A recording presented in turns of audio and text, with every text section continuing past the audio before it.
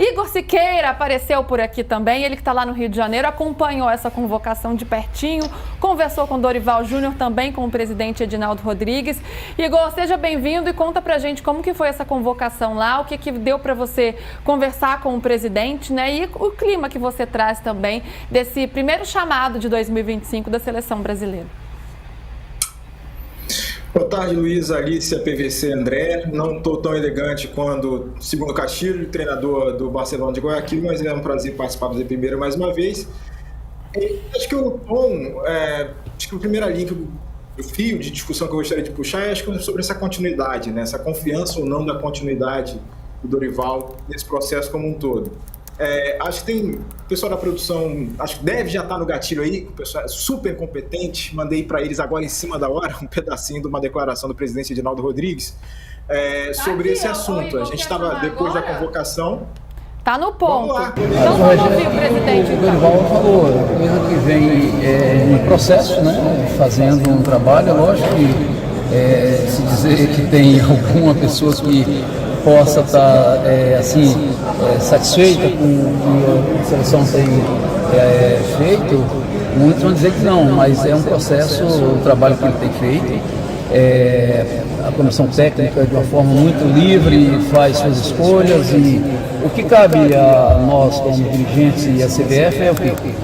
Dar todas as condições que são solicitadas e sempre, sem ter nenhuma recusa. Então, pode ter certeza que da parte da CBF a gente procura fazer o melhor, que seja a melhor chegada dos atletas, o melhor retorno dos atletas, as melhores condições. Agora a gente não controla campo, né? Campo é ali dentro de um momento de jogo, os atletas e também as observações que são feitas pelo treinador e pela sua comissão técnica. Portanto, a gente espera que nesse processo que o próprio Dorival mencionou, a gente possa, nesses 2 jogos que temos, que são, não que os outros não tenham sido, mas para mim são os mais determinantes, os mais importantes, esperamos 2 vitórias, se Deus quiser. E se não acontecer? Isso só pode falar depois, né? Eu acredito que teremos 2 vitórias. Eu só posso pensar assim, e qualquer um brasileiro não vai ficar esperando que a seleção brasileira vá para campo e contente com o empate, né? Então eu só posso, como torcedor da seleção brasileira, esperar 2 vitórias. Vamos aguardar. Tá aí então o presidente, saiu pela tangente. Textor aquece. Saiu pela tangente, mas não mostrou muita segurança, não. Alguém vai precisar procurar técnico. Aquece Textor. E aí, Igor, como é que você interpretou essa declaração? Porque ele não passou muita segurança, não, ali. Então, o presidente ele vai dar muitas voltas para explicar, às vezes, um ponto de vista, né? Principalmente quando está a câmera desligada, ele é um pouco mais direto sobre algumas coisas. Eu acho que nesse caso o Dorival vai um pouco acalhar. A gente tem algumas palavras-chave nesse discurso dele. Acho que envolve muito dele repetir, né? Quero duas vitórias e de dizer que esses jogos são muito determinantes para o futuro. Enfim, ele vai construindo a linha de raciocínio dele em cima desses aspectos. E se não rolarem nas 2 vitórias, e aí vamos esperar para ver. Então, acho que, como um todo, a gente consegue enxergar no presidente Edinaldo que não tem uma defesa ampla e restrita ao trabalho do Dorival nesse momento, de ele garantir lá para frente. Não, já vimos muitos dirigentes dizendo, não, confiamos no projeto a longo prazo e tal, enfim, vai melhorar, enfim. O presidente Edinaldo está um pouco mais cauteloso nessa promessa de futuro. Eu acho que pelos jogos em questão, né? O desempenho recente e o fato de enfrentar a Colômbia e a Argentina por agora. Então, não dá para a gente chegar hoje, 6 de março, dizer que o Dorival certamente vai ter vida longa na seleção, independentemente do que acontecer daqui a 2 semanas. Então, eu acho que a chegada da seleção e do Dorival, da Comissão Técnica para essa data FIFA, é um pouco que você estava falando antes, né, sobre o nível de pressão, e sem que tenha uma promessa ampla e restrita do comando da CBF de que eles continuarão no cargo. Acho que, para resumir, o cenário é esse, para a gente aguardar o desenrolar dos fatos, né, como o presidente mencionou, do que a seleção vai apresentar no jogo aqui em casa, né, contra a Colômbia lá no Mané Garrincha e principalmente fora de casa, lá no Monumental de Nunes contra os argentinos. Tem uma coisa de experiência de dirigente que o Edinaldo não tem, embora tenha sido 18 anos presidente da Federação Baiana. que é você saber que a mensagem do chefe chega no vestiário.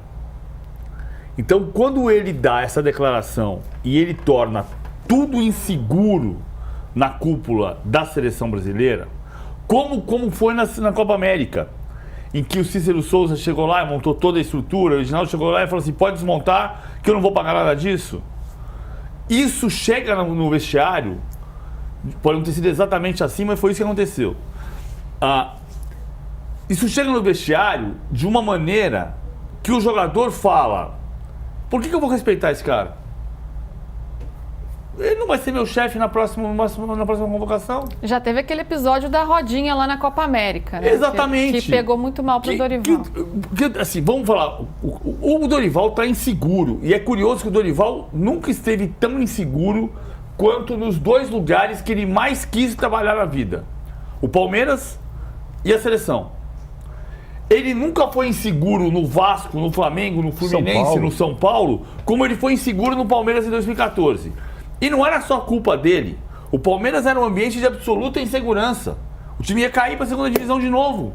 Pela segunda vez em 3 anos. Mas ele é de uma família... Sobrinho do Dudu. Que é uma estátua no jardim do Parque Antártica. E ele queria trabalhar no clube da infância dele. E nunca se sentiu tão inseguro quanto naquele momento. E ele vai para a seleção e nos corredores, eu não sei se o Igor já ouviu essa frase, mas eu já ouvi, a gente sabe que a gente está no lugar, não do Dorival, importante dizer. A gente sabe que a gente está no lugar certo na hora errada. Por quê? Porque você não tem um ambiente de segurança no trabalho. E quando o Edinaldo fala desta maneira, ele joga toda a insegurança para o vestiário. Mas qual é a alternativa que ele tem? É dizer, não, escuta, olha só. A gente acabou de sair do Sul-Americano, que a imprensa inteira dizia que o Ramon estava demitido há um ano, e ele foi campeão. O Ramon está no cargo. Então eu posso garantir que o Dorival é o técnico. O Dorival será o técnico na Copa do Mundo. O trabalho é de longo prazo porque tem um processo de transição importante. Porque o trabalho é difícil, não é fácil. Se ele diz isso e depois demite, a gente vai cobrar dele? Claro que vai. Não, mas ele diz aquilo, mas é outro ponto. O primeiro ponto que ele precisa passar é segurança para o trabalho.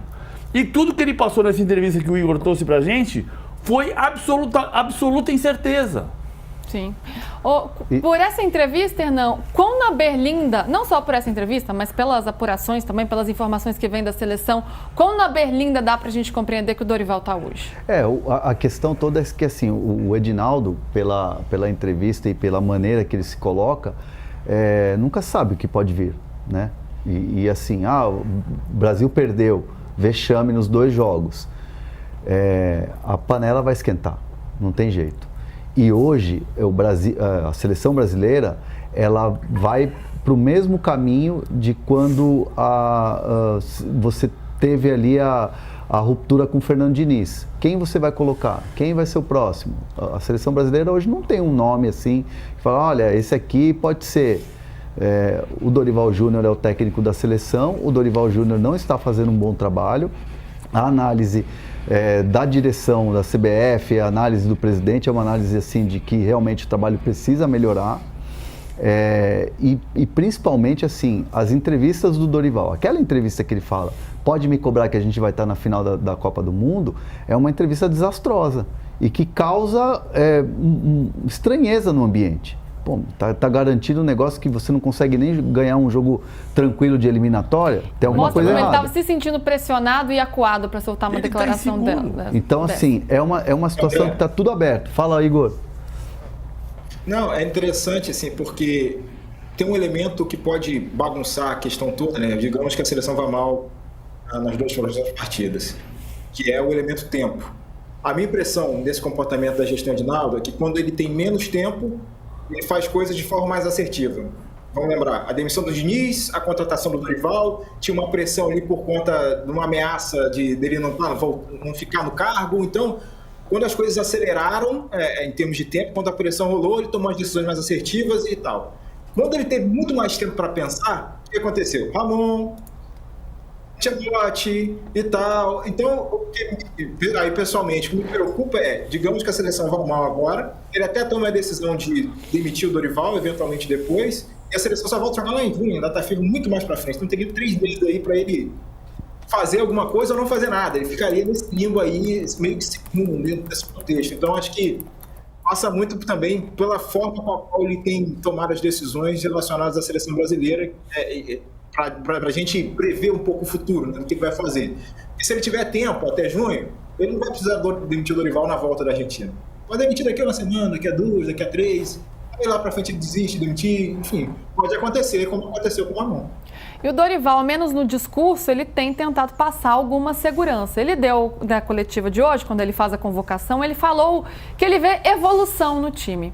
O torcedor me parece que não tem observado muito isso, tanto que na última partida da seleção brasileira, ainda no ano passado contra o Uruguai, o time foi vaiado lá na Fonte Nova.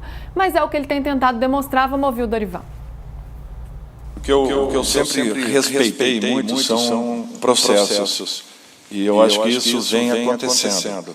Às vezes a evolução ela não é tão visível, mas eu acredito muito que ela esteja se consolidando aos poucos. A distância entre se jogar muito bem e dar espetáculo, ela é mínima às vezes. O que nós precisamos no primeiro momento é a consolidação de uma equipe. Essa equipe, se nós pegarmos aí a fase que nós estamos, né, de eliminatórias, nós temos aí 61% de aproveitamento. Se nós olharmos bem para o futebol sul-americano, nós veremos que nenhuma equipe tem dado espetáculos. Nós temos visto as equipes jogando por resultados.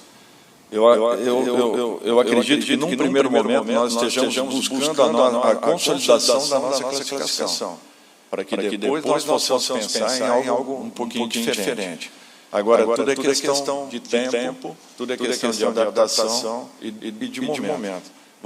Eu não preciso estar repetindo a todo momento. Vocês sabem que grandes jogadores reunidos, eles encontram caminhos.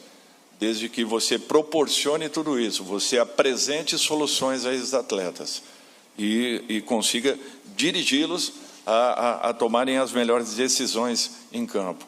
Essa organização, quando ela é consolidada, eu não tenho dúvidas que, taticamente melhorada, tecnicamente existirá uma evolução individualmente de cada um que contribuirá para que coletivamente você encontre caminhos.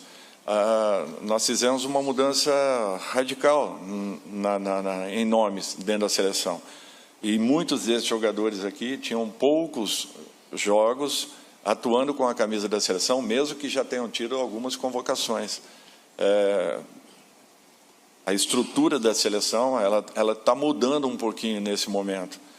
E, para isso, nós precisamos de um tempo um pouquinho maior. Tempo que nós não temos. Nós precisamos gerar resultados. E nós estamos em busca desses. Pode ter certeza. Tá aí o Dorival, então, falando sobre evolução, tentando explicar, mas se atrapalhando também um pouco. E ele fala que está buscando essas soluções que ainda não apareceram, Alicia. Como é que você vê essa declaração dele? E também já queria arrematar falando de Endrick, que foi uma ausência sentida. É um jogador que vem perdendo espaço na seleção brasileira, embora seja muito jovem. Já não esteve presente na última convocação, quando o Dorival falou que optou por jogadores que vinham atuando mais. Como ele também não vem tendo muita minutagem no Real Madrid, me parece que essa tem sido uma tendência do Dorival. Você sentiu muita falta desse nome? Luiz, eu acho que é mais um nome que eu não concordo, né, com a ausência nesse caso, como não concordo com a convocação do Neymar, mas acho previsível. O Dorival já deu claríssimos sinais de que não confia no Endrick, de que não é um jogador que faz parte dos planos dele. Oi, filha. Olha que pode. Então, não faz parte dos planos do Dorival. E o que eu entendo dessa fala dele é que ele não tem um claro caminho para alcançar esse futebol de que ele fala. E ele está enganado. Tem seleção dando espetáculo. A Argentina já jogou bem, Colômbia já jogou bem. O Brasil não tem conseguido nem uma coisa nem outra, nem resultado e nem jogar bem. Então, talvez o Endrick seja o nome que possa garantir isso e garantir esse futuro da seleção, que eu não vejo com o Neymar. Falando agora em presença, chama atenção também o Wesley, com a primeira convocação dele para a seleção principal. Ele é um dos 4 nomes do Flamengo que estão presentes nessa lista, então